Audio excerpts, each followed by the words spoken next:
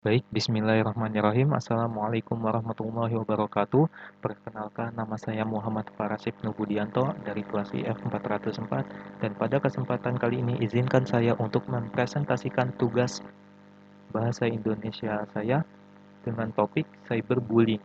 Nah, saya memilih topik ini karena topik ini sangat relate di kehidupan sehari-hari kita. Kita dapat menemukan kasus ini di media sosial. Nah, banyak sekali dari kita yang tidak menyadari dampaknya cyberbullying.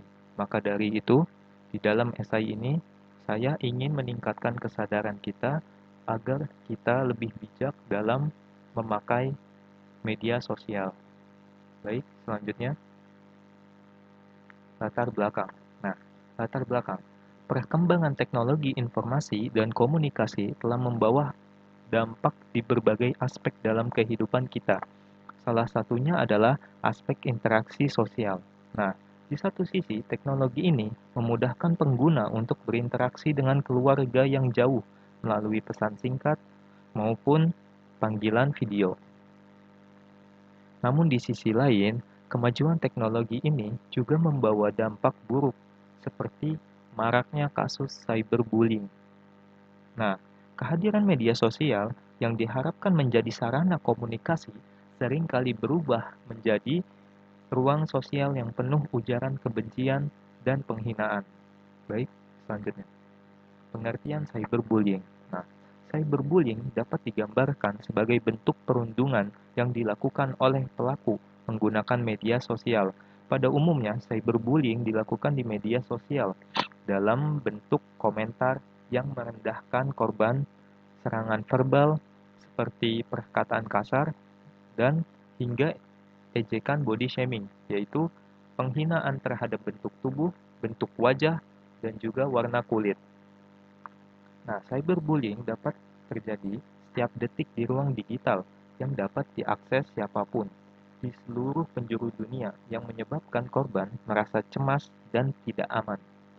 Baik, selanjutnya, karakteristik cyberbullying. Berikut adalah karakteristik cyberbullying.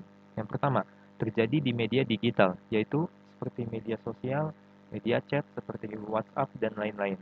Dan yang kedua, memiliki jangkauan luas, yaitu bisa dilihat oleh banyak orang. Nah, yang ketiga, memiliki jejak digital yang sulit dihapus. Contoh, ada seseorang yang mengupload video yang merendahkan kita. Kan kita nggak bisa menghapusnya. Yang bisa menghapusnya kan dia. Kalau misalkan dia nggak mau menghapus, ya sudah, video itu akan terus ada dan menjadi jejak digital. Dan yang keempat, dapat terjadi kapan saja. Baik, selanjutnya.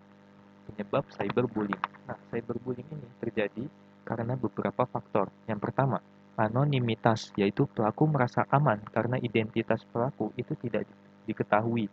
Jadi dia merasa aman dan selanjutnya ia meledek si korban. Dan yang kedua, kepuasan diri, yaitu pelaku memiliki merasa puas gitu jika merendahkan orang lain. Dan yang ketiga, emosi negatif, yaitu pelaku memiliki rasa marah, iri, atau frustasi dan melampiaskannya di media sosial. Dan yang keempat, pengaruh lingkungan. Contohnya nih, ruang lingkup pertemanan si pelaku.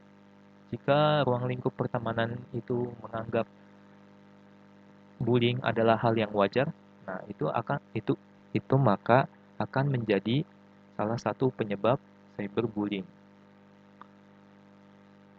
Nah, yang keempat sekarang, yang kelima, dampak cyberbullying.